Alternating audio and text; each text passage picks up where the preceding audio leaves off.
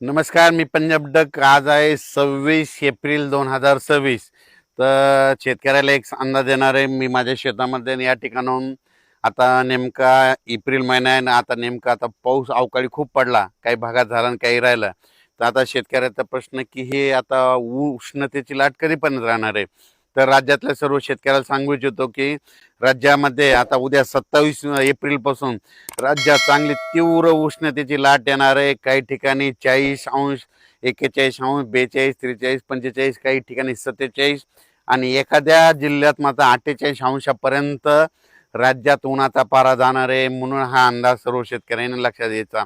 म्हणून राज्यातल्या सर्व शेतकऱ्याला सांगू इच्छितो की तुम्ही काय करा, आपण आपल्या पाळीव प्राण्याची, लहान मुलाची, वयोवृद्धाची काळजी घ्या. त्यांना उन्हामध्ये फिरू देऊ नका. म्हणून हा अंदाज सर्व शेतकऱ्यांनी लक्षात घ्यायचा. म्हणजे राज्यात सांगायचं झालं तर सध्या तरी आता 10-15 दिवस पावसाचं वातावरण नसणार आहे. म्हणून राज्यातल्या सर्व शेतकऱ्यांनी अंदाज लक्षात घ्यायचा. तीव्र उष्णतेची लाट पूर्व विदर्भ, पश्चिम विदर्भ, दक्षिण महाराष्ट्र, उत्तर महाराष्ट्र, कोकणपट्टी, खानदेश या सगळीकडं चांगली उष्णतेची लाट राहणार आहे. म्हणून हा अंदाज लक्षात घ्यायचा. कोकणपट्टीमध्ये देखील 38, 39, 40 अंशापर्यंत तापमान जाणार आहे. म्हणून कोकणपट्टीतल्या शेतकऱ्यांनी हा अंदाज लक्षात घ्यायचा. उत्तर महाराष्ट्रामध्ये काही ठिकाणी 44, 45 अंश, 46 पर्यंत जाणार आहे. म्हणून उत्तर महाराष्ट्रातल्या उत्तर महाराष्ट्रातल्या नाशिक जिल्हा, नंदुरबार जिल्हा, धुळे जिल्हा, जळगाव जिल्हा त्या शेतकऱ्यांनी हा अंदाज लक्षात घ्यायचा. कारण की तिकडे देखील 45, 46 अंशापर्यंत पारा जाणार आहे. म्हणून हे देखील अंदाज लक्षात घ्यायचा. त्याच्यानंतर मराठवाड्यामध्ये परभणी जिल्हा, लातूर जिल्हा, बीड जिल्हा, जालना जिल्हा, संभाजीनगर, हिंगोली जिल्हा, धाराशिव जिल्हा, लातूर जिल्हा त्या सर्व शेतकऱ्याला सांगू इच्छितो की मराठवाड्यामध्ये देखील उन्हाचा पारा वाढत जाणार आहे. काही ठिकाणी 45 अंशापर्यंत जाणार आहे. म्हणून हे अंदाज लक्षात घ्यायचा. आणि मराठवाड्यात देखील नांदेड जिल्ह्यात देखील एका दिवस समजा 47 पर्यंत पारा जाईल. म्हणून हे देखील मराठवाड्यातल्या शेतकऱ्यांनी अंदाज लक्षात घ्यायचा आणि स्वतःची काळजी घ्यायची.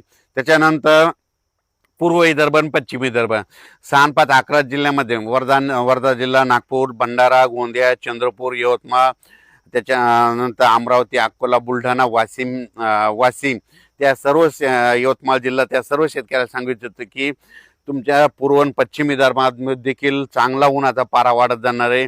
काही काही ठिकाणी 47 अंशापर्यंत नोंद जाईल आणि एका जिल्ह्यामध्ये 48 अंशापर्यंत पारा जाईल. म्हणून हा अंदाज देखील शेतकऱ्यांनी लक्षात द्यायचा. सगळीकडे मात्र 40 अंश ते 44 अंश सेल्सिअस मात्र सगळीकडे तापमान राहणार आहे. म्हणून हे लक्षात घ्यायचं. आता सर्व शेतकऱ्याला सांगू इच्छितो की आता उद्यापासून हवामान कोरडं राहणार आहे. मग आता परत पाऊस कधी येणार आहे. तर राज्यातल्या सर्व शेतकऱ्याला सांगू इच्छितो की तुमच्या शेतीचे कामे करून ठेवा. आम्ही सगळे शेतीचे कामे व्यवस्थित करून ठेवली. कारण की मराठी सालाप्रमाणे सांगायचं झालं तर आता कंप्लीट 33 दिवस मिरग राहिला. म्हणजे मिरग निघायला मराठी सालाप्रमाणे 33 दिवस राहिले. आणि इंग्रजी महिन्याप्रमाणे जर धरलं तर तुम्हाला सांगतो 41 दिवस पाऊस राहिला आहे. म्हणून हा अंदाज सर्व शेतकऱ्यांनी लक्षात द्यायचा. म्हणजे इंग्रजी महिन्याप्रमाणे 41 दिवस पाऊस राहिला ते हे एक लक्षात द्यायचं. आणि मराठी आखिदी झाल्याच्या नंतर कंप्लीट 40 दिवसाला मिरग निघतो. म्हणून हे देखील सर्व शेतकऱ्यांनी लक्षात घ्यायचं. आणि राज्यात तुम्हाला सांगू इच्छितो मे मध्ये मग मान्सून दस्तक कधी देणार आहे तुम्हाला सांगू इच्छितो 15 मे ते 20 मेच्या दरम्यान अंदमान बेटावर मान्सून दस्तक देणार आहे. म्हणून हा अंदाज खास करून मराठवाड्यातल्या संपूर्ण महाराष्ट्रातल्या महाराष्ट्र असो, कर्नाटक असो, मध्य प्रदेश आणि जे काही राज्य त्या जिल्ह्यातल्या सर्व शेतकऱ्याला सांगू इच्छितो की तुम्हाला सांगू इच्छितो की मान्सून अंदमान बेटावर 15 मे ते 20 मेच्या दरम्यान दस्तक देणार आहे. म्हणून हा अंदाज लक्षात घ्यायचा. कारण की एकंदरीत अभ्यास केल्याच्या नंतर तुम्हाला सांगू इच्छितो की 15 मे ते 20 मेच्या दरम्यान कधीही मान्सून अंदमान बेटावर दस्तक देतो तिथं दाखल होऊ शकणार आहे.